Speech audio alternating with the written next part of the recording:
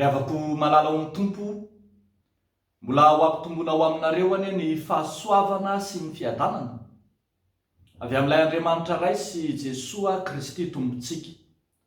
Amen. Miara-miasa ampandroso, miara-miasa ampandroso, zany no misongadina amin'ny mofinainantsika anio ao amin'ny bokin'ny Korintiana 2:9, ny andininy 9:40 hatramin'ny andininy 4:20.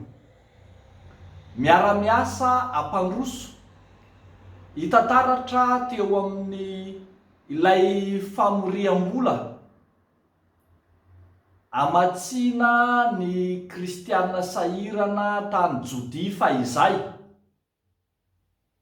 rehefa nanentana ny fiangonana ny apôstôly Paoly ny amin'izay ezaka fanampiana, dia nampiasa asokajin'olona maro izy mba hiandraikitra zany asa goavana, antsony koa reto hoe asa-pahasoavana izany. Tena mikendry fahombiazana, mikendry fampandrosoana izany fampiasana sokajin'olona maro zany, ary ny fiara-miasan'izany no mitondra ho amin'ny fahombiazana ny asa izay atao. Indro ary ny apôstôly Paoly no manentana ny fiangonana tany Korinto, milaza fa ny tany Makedonia aza navita nanao ihany koa, nataony tamin'ny fifaliana, ianareo koa dia tokony mba hanao fanampiana ho an'ny fiangonana any Jodia tahaka izany. Hanao fanentanana ny apôstôly Paoly. Fa eto koa dia hitantsika taratra ny nanendrena sy nanirahana any Titosy, izay averimberin'ny soratra masina eto ny fahazotony, nanatanteraka zany andraikitra masina izany. Andraikitra masina satria fitantanam-bola izay mahasarotony maro, kanefa dia nataony tamin'ny fitiavana sy tamin'ny kitso-po tokoa. Izany na tsy zany dia tsy nampiasa irery any Titosy akory ny apôstôly Paoly satria resaka vola no resahany, fa ny fidim-piara-miasa izy. Misy izay tany saina eto amin'ity soratra masina ity, misy antsoina hoe rahalahy izay malaza amin'ny filazantsara, misy antsoina hoe rahalahy izay mazoto. Hitantsika eto amin'ity soratra masina ity daholo zany.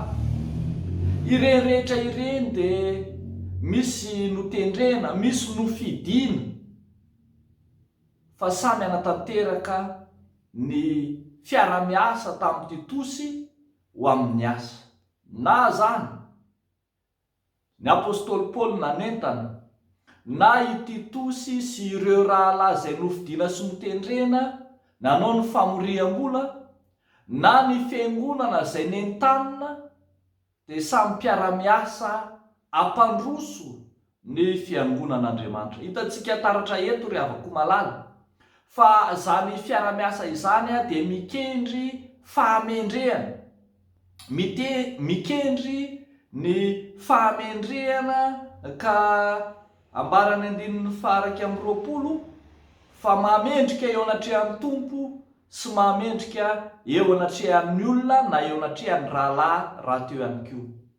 Izany arak'izay azo atao indrindra izany, arak'izany ny ahafahana mikatsaka ny voninahitr'Andriamanitra amin'ny asa izay ataon'ny mpanompon'Andriamanitra, ataon'ny fiangonana, kendrena ny hamboly firaisan-tsaina sy fiombonana fiara-miasa, hialana ny fanaovana samy irery ny asa, kanefa dia kendrena ny ahatongavana amin'ny fahombiazana, amezana voninahitra an'Andriamanitra.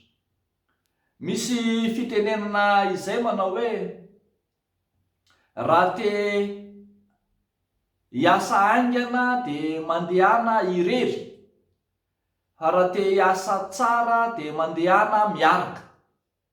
Zany dia azontsika tarafina eto fa ny fahombiazana dia ateraky ny fiarahana kokoa noho ny fiasana irery, indrindra resaka famorim-bola ny resaka eto, resaka fitantanam-bola dia tokony hialana impito mandifotr'olona ny miasa irery.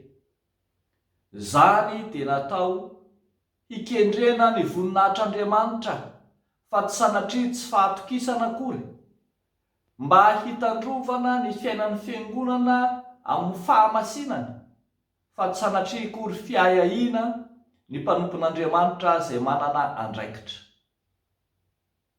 Evero ary avako malala ny mikendry mandrakarivo izany fiara-miasa tsara izany eo amin'ny mpitandrina sy ny dekona sy ny loholona sy ny fiangonana, mba hikendry ny voninahitr'Andriamanitra ary mba hikendry mandrakariva ny fahombiazana amin'ny asa izay atao, na amin'ny asa fitantanam-bolo zany, na amin'ny asa fampandrosoana hafa izany, na amin'ny asa sosialy zany, indrindra amin'ny fitoriana ny filazany tsara. Dia ho mpiara-miasa mahatoky eo anivon'ny fiangonana ane, ireo mpanompo voatendry sy voafidin'Andriamanitra samihafa amin'ny ambaratongan-drafitra sy andraikitra samihafa izay misy ao anatin'ny fiangonana. Tsarovy ary avako fa ny miara-miasa dia mikendry fampandrosoana, miara-miasa hampandroso, zany no tanjon'Andriamanitra sady tanjon'ny fiangonana rahateo. Dia n'Andriamanitra irery ihany ny voninahitra. Amen. Hivavaka isika. Misaotra sy mideranao zay Andriamanitra rainay izay ny an-danitro, ilay Andriamanitra tia anay loatra, ilay Andriamanitra ny voninahitra, ilay Andriamanitra miasa tsy tapaka ho anay, mikendry mandrakariva izay mahasoa sy mahatsara anay, ilay Andriamanitra mihevitra anay ombenombeny. Ankehitriny izahay dia mametraka ity herinandro vaovao ity eo ambany fahasoavanao tahi Tompo, ireo mpanomponao rehetra izay manana andraikitra manokana ao anatin'ny fiangonana, indrindra ny andraikitra amin'ny fitantanam-bola, vavaka ho an'ny mpitahiry vola sy ny mpitahantsoratry ny vola rehetra amin'ny fiangonana amin'ny ambaratongan-drafitra samihafa izahay. Ataonay sy apetraka am-pelatananao reny, hikendry ny fahamasinana sy ny voninahitra. Dia amin'ny anaranao Jesosy nanaovanay izany vavaka izany.